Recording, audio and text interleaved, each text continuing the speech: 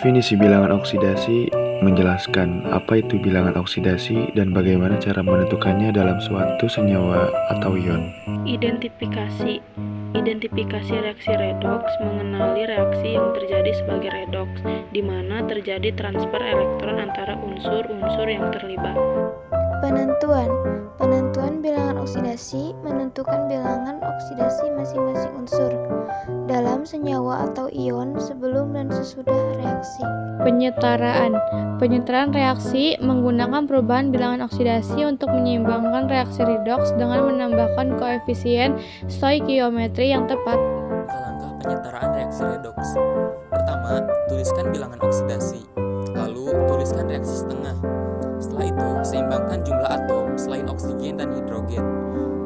Dan seimbangkan oksigen dengan menambah air. Lalu, seimbangkan hidrogen dengan menambahkan ion H+. Setelah itu, seimbangkan muatan dengan menambah elektron. Lalu samakan jumlah elektron pada dua reaksi setengah.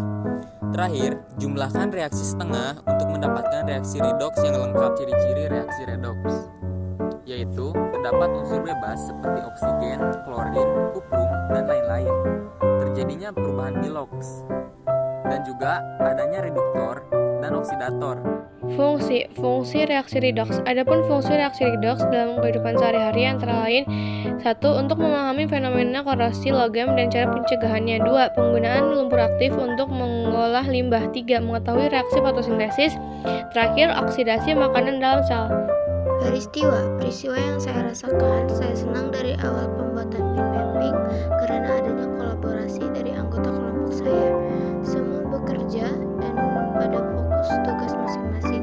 Perasaan senang karena belum pernah mengalami tahap pembelajaran seperti pelajaran kimia ini. Pembelajaran saya sebagai penjaga stand juga merasa mendapatkan pembelajaran. Saya dapat menjelaskan sesuatu yang saya tahu dan bisa menjelaskan kepada peng-explorers yang datang ke stand kelompok saya. Rencana ke depan, saya akan lebih menguasai materi ketika menjaga stand karena ada beberapa materi yang saya kurang mengetahui. Peristiwa belajar berkelompok dan berkolaborasi dengan kelompok lain dan tentang penjelasan materi masing-masing. Perasaan sangat senang karena bisa saling sharing materi yang dipelajari. Pembelajaran, saya dapat belajar dan memahami materi tentang elektrokimia dan penyetaraan reaksi redoks dengan cara setengah reaksi. Perencanaan, lebih fokus lagi dalam memahami materi. Peristiwa cukup menyenangkan. Perasaan saya senang soalnya bisa berkolaborasi dengan materi kelompok lain. Metode pembelajaran cukup menarik karena metode pembelajaran berbeda-beda, jadi gak gampang bosan kalau belajar. Perencanaan mungkin akan lebih fokus lagi dalam belajar. Peristiwa yang bagi saya sangat berkesan adalah saat bertemu Bu Ana dan disuruh masuk kelas agar mendapat nilai. Nah, bagi saya itu sangat berkesan dan membuat saya sangat senang.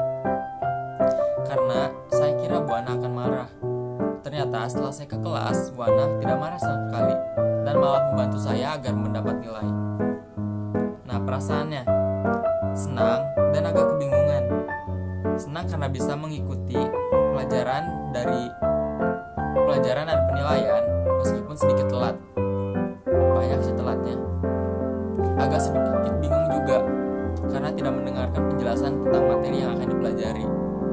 Nah, pembelajaran yang saya dapat dari materi ini, setelah mengikuti pembelajaran ini, saya jadi mengetahui cara mengukur keasaman suatu produk dengan cara menggunakan penyetaraan reaksi redoks dengan cara setengah reaksi. Nah, rencananya mungkin hanya harus lebih dipersiapkan untuk alat-alat dan sarana untuk membuat mind mappingnya. Waktunya juga.